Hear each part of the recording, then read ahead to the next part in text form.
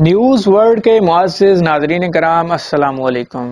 ناظرین کرام، ہماری زندگی میں کمپیوٹر آج لازم و ملزوم ہو چکا ہے، کیونکہ جو کام آج سے کچھ دہائیاں پہلے گھنٹوں میں ہوتا تھا، آج وہی کام کمپیوٹر کی مدد سے ہم چند منٹوں میں کر لیتے ہیں۔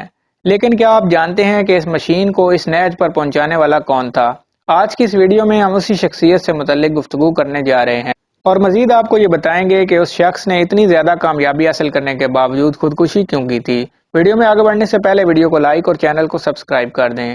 ناظرین، اس شخص کا نام ایلن ٹیورنگ تھا، جو کہ ایک برطانوی ریاضی دان، منطقیات کا ماہر اور آج کی اصطلاح کے مطابق ایک کمپیوٹر سائنسدان تھا، جس نے کمپیوٹر سائنس کی تخلیق و ترقی میں اہم کردار ادا کیا، یہاں تک کہ الگورتھم اور جدید کمپیوٹرائز حسابیات کو ٹیورنگ مشین کی مدد سے حل کرنے کا نظریہ پیش کیا، جسے نظریاتی کمپیوٹر سائنس کی اساس قرار دیا جاتا ہے۔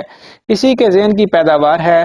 عمومی طور پر ٹیورنگ کا سب سے بڑا کارنامہ دوسری جنگ عظیم میں اتحادیوں کے لیے جرمنوں کے خفیہ پیغامات کو ڈی کوڈ کرنے کی مشین ایجاد کرنا سمجھا جاتا ہے۔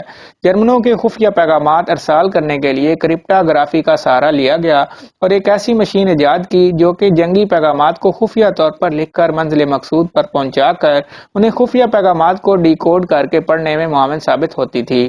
ٹیورنگ نے اپنی ذہانت سے ان خفیہ پیغامات کو ڈی کوڈ کرنے والی ایک مشین ایجاد کی جو کہ ایسے تمام خفیہ پیغامات کو ڈی کوڈ کر ان کی اصل شکل میں دکھا سکتی تھی۔ یہ ایجاد چونکہ دفاعی اہمیت کی حامل تھی، لہٰذا اسے نہایت خفیہ رکھا گیا اور عرصہ دراز تک ایلن ٹیورنگ کا کام منظر عام پر نہ آ سکا، اور کہا جاتا ہے کہ اس اکیلے نے دوسری جنگ عظیم کو کم از کم 2 سال پہلے ختم ہونے میں مدد دی اور لاکھوں جانوں کو ضائع ہونے سے بچایا۔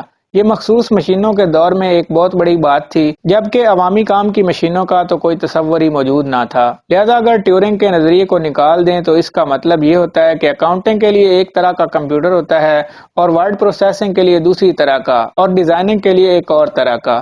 اس کے علاوہ مصنوعی ذہانت میں بھی ٹیورنگ کا کام نہایت اہمیت کا حامل ہے، اور یہ کہنا غلط نہ ہوگا کہ کمپیوٹر سائنس کی اس شاخ کی ایجاد کا سہرا ایلن ٹیورنگ کے سر ہی جاتا ہے، کیونکہ اس کا بنایا ہوا ٹیورنگ ٹیسٹ آج بھی مصنوعی ذہانت کی معراج مانا جاتا ہے۔ مزید یہ کہ ایلن ٹیورنگ کے نام پر قائم ٹیورنگ انعام، جو کہ اس سال جوڈیا پرل کو ملا ہے، کمپیوٹر سائنس کی دنیا کا نوبل انعام سمجھا جاتا ہے۔ جبکہ ایلن ٹیورنگ کی زندگی پر ایک مختصر نظر ڈالی جائے تو یہ مطالعہ بھی سامنے آتا ہے کہ 42 سال کی عمر میں اس نے خودکشی کر لی تھی۔ یہ سن 1952 کا سال تھا جب اس نے خودکشی کی، اور اس کی خودکشی کی وجہ ہم جنس پرستی تھی، جو کہ یورپ میں اس وقت قانوناً جرم سمجھی جاتی تھی۔ لہذا حکومت وقت نے ایلن کے سامنے 2 راستے رکھے، یا تو عمر قید کی سزا یا پھر میڈیکل آپریشن سے اسے جنسی طور پر ناکارہ کر دیا جائے۔ ایلن نے دوسرا راستہ چنا، مگر ذہنی طور پر اس کے لیے وہ تیار نہ تھا۔ یہی وجہ تھی کہ اس کے بعد کی زندگی اس نے تنہائی اور ڈپریشن کی حالت میں گزاری۔ ایک رات وہ شدید پریشانی کے عالم میں اپنی بنائی ہوئی مشین کو دیکھ کر روتا رہا اور پھر کچھ ہی دیر بعد اپنی جان دے دی۔ لیکن اس کی وفات کے کچھ عرصے بعد حکومت وقت کو اپنی غلطی کا احساس ہوا، اور حکومت نے ایلن ٹیورنگ کی خدمات کا اعتراف کرتے ہوئے سن 2013 میں انہیں قومی ہیرو قرار دیا۔ نہ صرف یہ بلکہ اس سے کچھ عرصہ قبل ایک بل پاس کرا کر ہم جنس پرستی کے قوانین کا خاتمہ کر دیا، اور ایلن ٹیورنگ کی زمین پر ہالی ووڈ فلم دی امیٹیشن بنائی گئی، جس میں اس کے کام اور زندگی کو بغور دکھایا گیا۔ ناظرین، اگر ہم دنیا کے ابتدائی کمپیوٹرز کی بات کریں تو سن 60 کی دہائی کے کمپیوٹرز اتنے بڑے ہوتے تھے کہ انہیں رکھنے کے لیے پورا کمرہ درکار ہوتا تھا، اور پھر کمپیوٹر اس وقت مختصر ہونا شروع ہو گئے جب مائکرو پروسیسر ایجاد ہوا اور انٹل نے اپنے مشہور زمانہ پروسیسر پیش کر کے سب کچھ بدل ڈالا، جس کے بعد اتنے مختصر کمپیوٹر بننے لگے جو کہ پورے کمرے کی بجائے کمرے کی ایک مختصر حصے میں سما سکتے تھے۔